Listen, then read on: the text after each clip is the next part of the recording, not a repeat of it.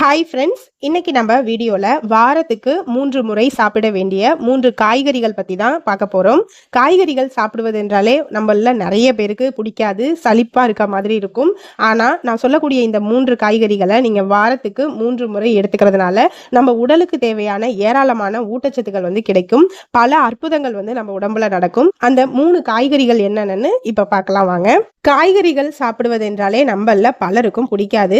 ஆனால் உடலுக்கு தேவையான வைட்டமின்கள், மினரல்கள், நார்ச்சத்துக்கள் கிடைக்கணும்னா நம்ம அதுக்கு காய்கறி சாப்பிட்றது ரொம்ப முக்கியம். ஃப்ரெஷ்ஷான காய்கறிகள் நம்மளோட அன்றாட உணவுல 30% இருக்கும்படி நம்ம பார்த்துக்கணும். ஃபர்ஸ்ட் காய் வெண்டைக்காய். வெண்டைக்காய் என்றாலே அது வளவளவென்று இருக்கும் என்று குழந்தைகள் சாப்பிட மாட்டாங்க. ஆனா இது மூளை வளர்ச்சிக்கு மட்டும் இல்லாம நம்ம உடல்ல ஏராளமான பிரச்சனைகளை தீர்க்கறதுக்கும் உதவுது. 100 கிராம் வெண்டைக்காயில உள்ள கலோரிகள் வெறும் 33 கலோரிகள் மட்டும்தான். ஆனா அதுல நீர்ச்சத்தின் அளவு கிட்டத்தட்ட 89.6 கிராம் அளவு இருக்கு. அதோடு நார்ச்சத்துக்களும் அதிக அளவுல இருக்கு. வெண்டைக்காயில நார்ச்சத்துக்கள் அதிகமா இருப்பதால இது மிகச்சிறந்த ஃப்ரீ பயாட்டிக் உணவாகவும் இருக்கு.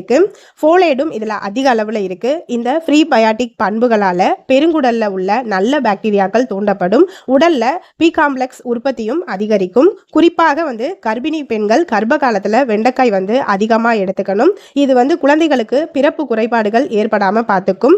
வயிற்று புண்ணை ஏற்படுத்தும் காரணிகளை தடுக்கும் ஆற்றலும், இரத்த சர்க்கரை அளவையும் இரத்த அழுத்தத்தையும் கட்டுக்குள் வைத்திருக்கும் ஆற்றலும் வெண்டைக்காயில அதிகமா இருக்கு. வெண்டைக்காயை வாரத்துல 2-3 நாட்கள் நம்ம தொடர்ந்து எடுத்துக்கொள்ளும் போது மலச்சிக்கல் வராமல் தடுக்கும். அதோட இதுல உள்ள ஃபெக்டின் மற்றும் லெக்டின் மூலக்கூறுகள் புற்றுநோய் செல்கள் வளர்ச்சி அடையாமல் இருக்கிறதுக்கும் அவற்றை தாக்கி அழிக்கவும் செய்வதால் மார்பக புற்றுநோய் வருவதையும் தடுக்கிறதுக்கு உதவுது. வாரத்துல குறைந்தது 3 நாட்களாவது எடுத்துக்கொள்ள வேண்டிய மற்றொரு காய்கறிகள்ல ஒன்று மஞ்சள் பூசணி என்னும் பரங்கிக்காய். 100 கிராம் அளவு பரங்கிக்காயில வெறும் 26 கலோரிகள் மட்டும்தான் இருக்கு. ஆனா 92 கிராம் அளவு தண்ணீர் சத்து நிறைந்து இருக்கு. பொட்டாசியம் அதிகமாக உள்ள இந்த பூசணிக்காய் இரத்த அழுத்தத்தை சீராக வைத்துக்கொள்ள உதவியா இருக்கு. பரங்கிக்காயில ஆல்பா கரோட்டின், பீட்டா கரோட்டின் ஆகிய இரண்டும் அதிக அளவுல இருக்கு.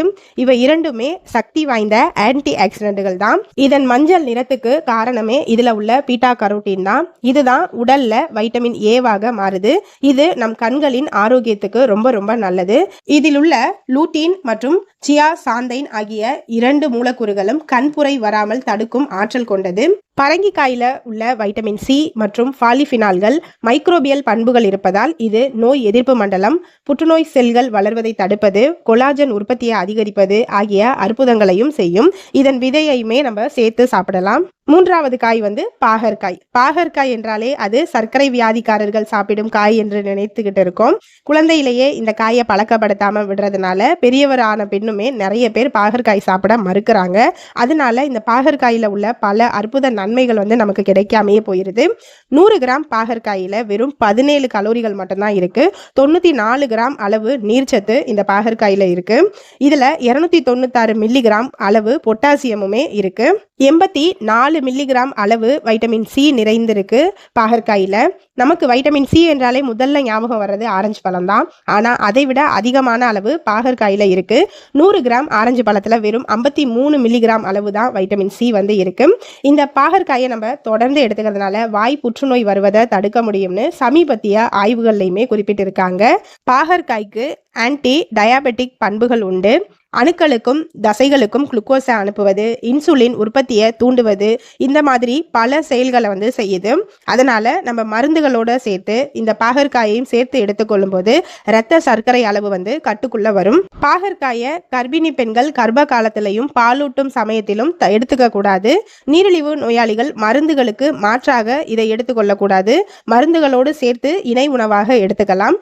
சமீபத்தில் நிறைய பேர் பாகற்காய் ஜூஸ் குடிக்கிறாங்க. அப்படி சாப்பிடக்கூடாது. பாகற்காயை சமைச்சு சாப்பிடுறது தான் சிறந்த முறை. ஓகே ஃப்ரெண்ட்ஸ், நம்ம காய்கறிகள் எல்லா காய்கறிகளும் சாப்பிட முடியலனாலும் வாரத்துக்கு 3 முறை இந்த 3 காய்கறிகளையாவது கட்டாயமா சாப்பிடுங்க. ஏன்னா நம்ம உடம்புக்கு தேவையான ஊட்டச்சத்துக்கள் அனைத்துமே இந்த 3 காய்கறிகளையுமே இருக்கு. ஓகே ஃப்ரெண்ட்ஸ், நான் சொன்ன இந்த தகவல் உங்களுக்கு பிடிச்சிருந்தா லைக் பண்ணுங்க, கமெண்ட் பண்ணுங்க. அப்படியே என்னோட சேனலை சப்ஸ்கிரைப் பண்ணி எனக்கு சப்போர்ட் பண்ணுங்க ஃப்ரெண்ட்ஸ். தேங்க்யூ, பாய்.